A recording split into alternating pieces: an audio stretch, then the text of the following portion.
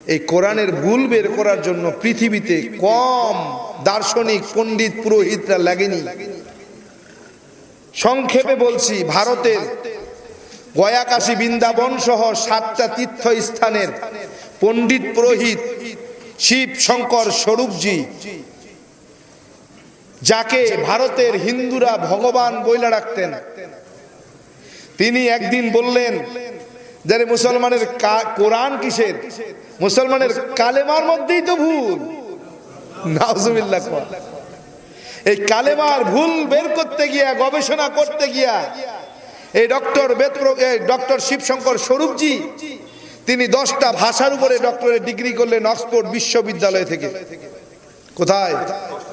লন্ডনের সেই অক্সফোর্ড বিশ্ববিদ্যালয় থেকে 10টা ভাষার উপরে ডক্টরেট ডিগ্রি পিএইচডি করে উনি ভারতে এসে গবেষণা শুরু করলেন। মুসলমানের কালেমা গবেষণা করতেছেন।